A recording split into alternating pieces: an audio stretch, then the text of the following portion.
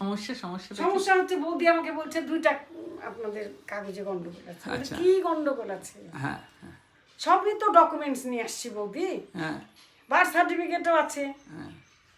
বলে সবই বুঝলাম, কিন্তু স্যার এখন আপনাকে যা জিজ্ঞেস করবে, তারপর বলে কি ফটো উঠাবে। আমার ফটো উঠাবে, আমি আবার একটু হাসলাম যে মাথা গরম হয়ে যাচ্ছে, শরীর অস্থির করতেছে, তো আমি আবার একটু ফট করে নিজেকেই ঠান্ডা করে, তুমি মাথা গরম করো না, যা হয় বুঝে দাও না। তারপরে বাবাকে আমি বললাম, বাবার নাম নিয়ে আমি বললাম যে তাহলে আমি একটু মেকআপ টেকআপ করে আসতাম, ফটো যখন উঠাবে এখানে জানলাম।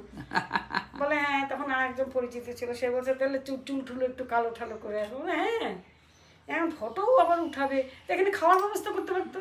এত দেরি যখন হচ্ছে, মহিলারা যাবে করবে তারপর তো খাবে, এটা তো না না, সত্যি হ্যারাসমেন্টটা খুব হচ্ছে। সেই হ্যারাসমেন্ট করছে তো, সেই হ্যারাসমেন্ট করছে। আচ্ছা, তোমার সমস্যাটা কি বলছি?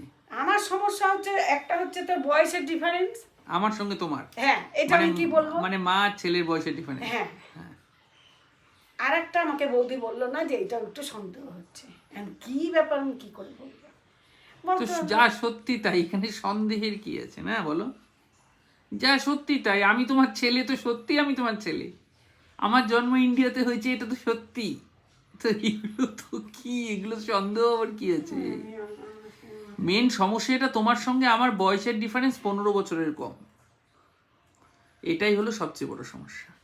সেটা সত্যি, তুমি বলবা যা আছে তাই, এটাই।